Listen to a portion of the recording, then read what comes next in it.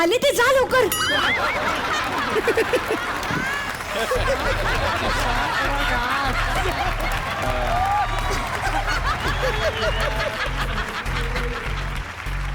बिंदू बेटा कशी आहेस? बरी आहेस ना?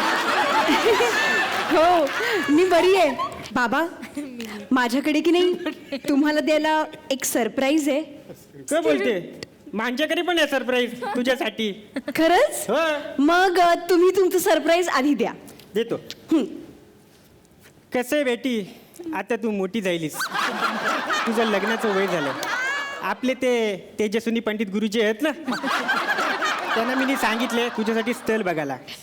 काय? होय, मुलगा चांगल्या घरातला आहे म्हण. आज ते गावात त्याची 2 गुंठे जमीन आहे. कुटुंब तसं चांगलं, कंसात पंडित येतो आणि म्हणतो हरिओम हरिओम. अरे काय यांनी स्क्रिप्ट चिकटवली आतमध्ये. काय हे? ए ऐकलं मला उभं केलं तर माझं काम तिकडे आहे ना, इकडे कशाला उभं करता मला मग? शी बाबा.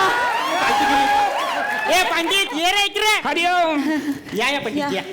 बेबीसाठी चांगलं स्थळ बघितलंय. वा, वा, हा वा. मुलगा खूप चांगला आहे. बोलू का? बोला बोला. मुलगा या मुलगा.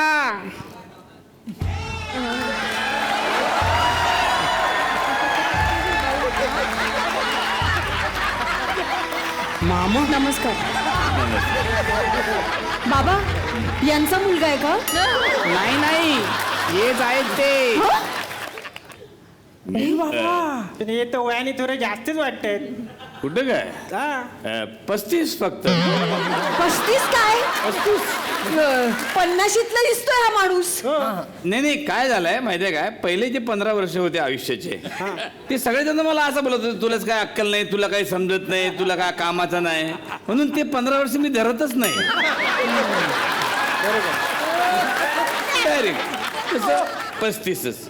हा पण आणि सगळ्यात महत्वाची गोष्ट म्हणजे माझ्या पत्रिकेमध्ये तुझ्याबरोबर लग्न करण्याचा योग आहे.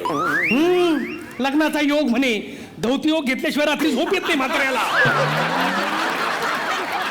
बाजरीची भाकर चतकुर जास्त खाल्ली तर रात्रभर धिंडळी लागते मेलेला. तरुण म्हणे तरुण. हे मामा बघायला आला बिंदूला, ही काय चिंदूगिरी आहे. बरं मग कधी लग्नाचा विचार कधी आहे? लगेच ताबडतोब. हा हे घ्या चला. थांबा. काय थांबा म्हणजे काय, तुम्ही असं नोटबंदी झाल्यासारखे अचानक कसं काय एंट्री घेतली? तुम्ही अचानक लग्न ठरवलं ते चालतं का? हे लग्न हा होणार. गुरुदेव काय बोलताय तुम्ही? होणार हे लग्न.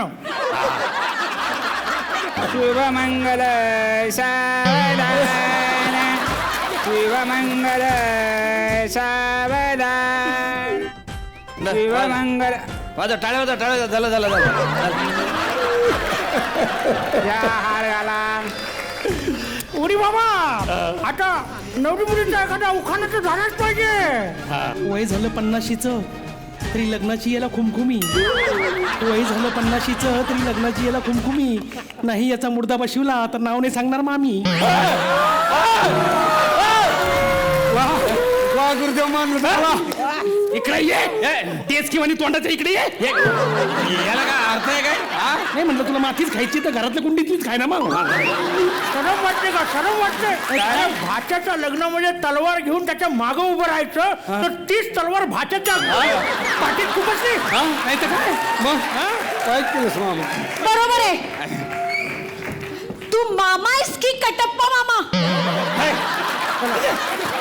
चला आता मांडव लागलेला आहे, एवढा सगळा खर्च केलेला आहे, तर आपण भोलाचं आणि बिंदूचं लग्न लावून देऊया. घे बेटा.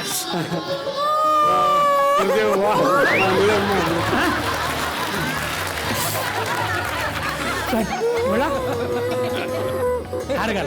हा घाल बाळा, हार घाल. अरे लाजू नकोस लाजू नकोस. हार घाल, गळ्यात हार घाल. नाही माझी पहिली सेल आहे ना,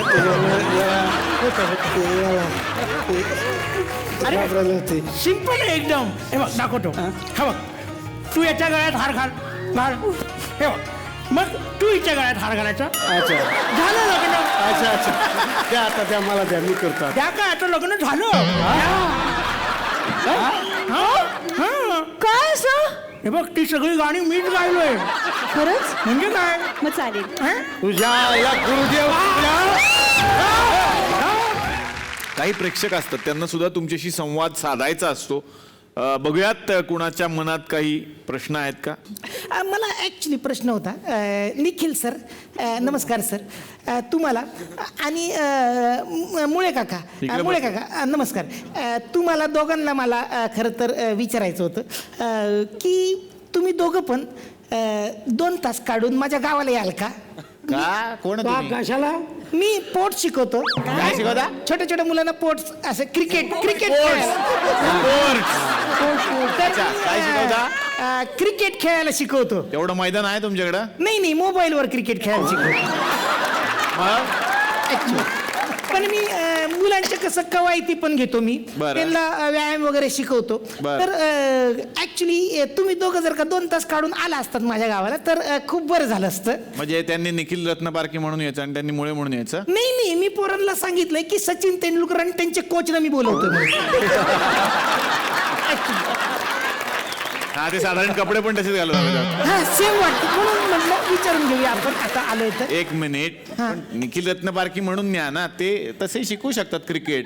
हो काय मोबाईलवर क्रिकेट शिकवू शकतो मी. काय बजेट काय राहतं? काय? बजेट काय तुम्ही द्याल ते मोबाईलवर आमचं फ्री आहे कोचिंग. नाही असं नको सर ते फुकटातलं मग ते फार प्रॉब्लेम करतात ते लोक. काय पण तरी पण काय ते असं ना साधारण 50,000 धरून चला शाळेसाठी म्हणून. किती शाळेसाठी म्हणू ना 50,000. काय सर बोलायला लागलात खेडेगावातली आपली शाळा ह्याच्यापेक्षा तर ओरिजिनल निखिल रत्नपारखीला घेऊन जाईल ना. ओरिजिनल बोला 5,000 रुपयात येतोय 5,000 रुपयात. कोण? ते काय बाजूला बसला 5,000 रुपयात 3 इव्हेंट. कोण आहे ते? निखिल रत्नपारखी. हे कोण आहे? मला काय माहिती कोणतरी तो त्या बसला असेल. याला बोलता पण येतं बोलून दाखव. माईक कुठे आहे त्यांच्याकडे? ग बोलू नकोस पकडला जाईल तो. खरं तर आपल्या आयुष्यात आपल्या शरीराच्या प्रत्येक अवयवाला किती महत्व आहे हे ते अवयव नसतानाच आपल्याला कळतं. शरीरातला सगळ्यात नाजूक अवयव डोळा. पण त्या डोळ्यात कचरा गेला तर तो काढायला हात हवा. छोट्या छोट्या गोष्टी करण्यासाठी हे अवयव आपल्याला खूप महत्त्वाचे आहेत. पण आपले दोन्ही हात काही वर्षांपूर्वी जिनं गमावले पण तरीसुद्धा ती खचली नाही, ती पुढे चालतच राहिली. आणि तिनं असं ठरवलेलं आहे की खरं तर त्या हातांच्या रेषांवरती काही लिहिलेलं नव्हतं, लिहिलेलं आहे ते इथं आणि ते मी घडवणार. जोरदार टाळ्या मोनिका मोरेसाठी झाल्या पाहिजेत. त्याचबरोबरीनं सृष्टी कुलकर्णी आज आपल्या बरोबर आहे. काही असे आजार आहेत मंडळी जे आपल्या आजूबाजूलाही फिरकून आहेत असं आपल्याला नेहमी वाटत असतं आणि तशी आपण देवाला प्रार्थना करत असतो. पण तिच्या बाबतीत थोडंसं वेगळं घडलं. काही वर्षांपूर्वीच तिला रक्ताच्या कर्करोगानं ग्रासलं पण तरीसुद्धा ती जिद्दीनं लढत राहिली आणि तिने ठरवलेलं आहे की मी त्या कर्करोगावरती विजय मिळवणारच. जोरदार टाळ्या खरं तर तिच्या या जिद्दीसाठी.